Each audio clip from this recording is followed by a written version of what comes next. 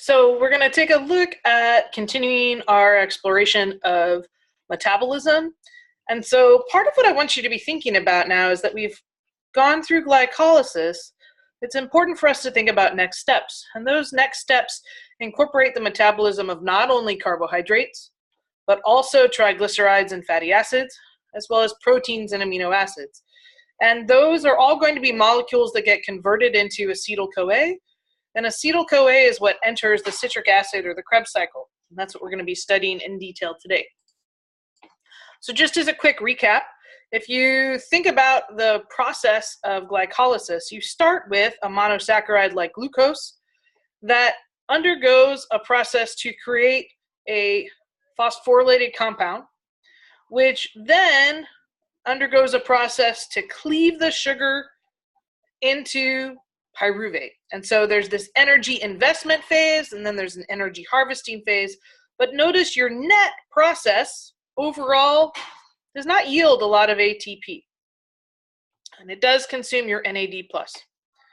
Whereas if we compare that to the citric acid or the Krebs cycle, we're going to notice a couple of differences. So first off, we're using a coenzyme, so in this case coenzyme A, to form acetyl-CoA. And then we're going to actually fill a remarkable number of electron transport. So in this case, we're going to fill NAD+ with electrons to make NADH.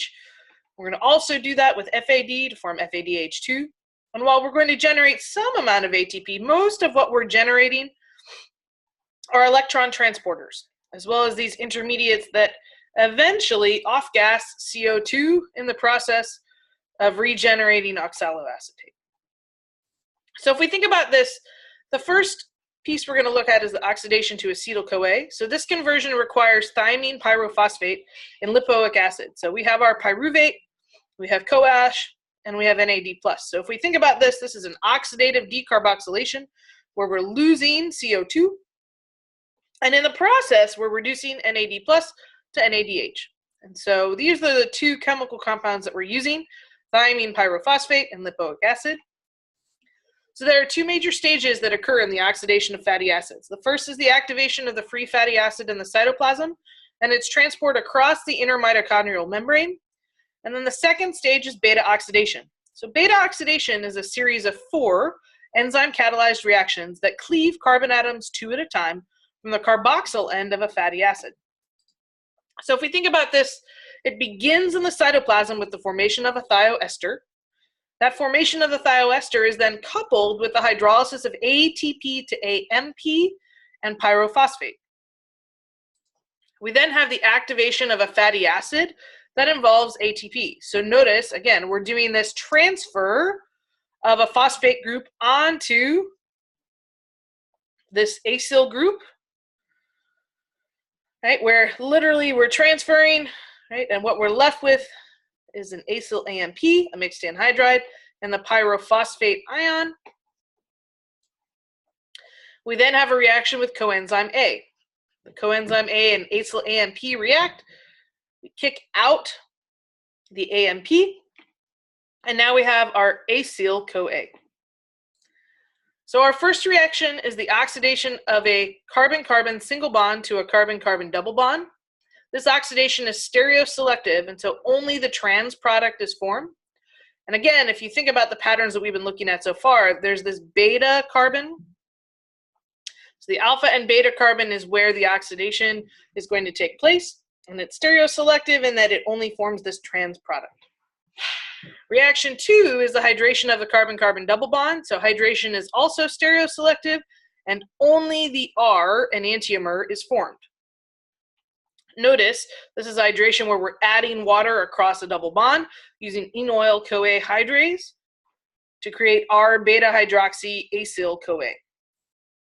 Then reaction 3 is the oxidation of the beta-hydroxyl group to a carbonyl group. So we're taking this secondary alcohol and we're oxidizing it to a ketone. Reaction 4 then is the cleavage of the carbon chain by what they call a reverse Claisen condensation. So in this case, we're cleaving this SCOA carbonyl R group, the acyl-CoA, away from acetyl-CoA. And so this series of reactions is then repeated on the shortened fatty acyl chain and continues until the entire fatty acid chain gets degraded to acetyl-CoA. So if we take a look at hexadecanoic acid or palmitic acid, when it undergoes this step, it literally forms 8 of these acetyl coenzyme A's. Another way to look at this beta oxidation reaction is to think of it as a spiral. It's a spiral because after each series of 4 reactions, the carbon chain is shortened by 2 carbon atoms. So if we go back to the image that we first looked at, we're going to use beta oxidation to generate this acetyl-CoA, which can then enter our citric acid cycle. If we look at the citric acid cycle itself, our first reaction is the formation of citrate.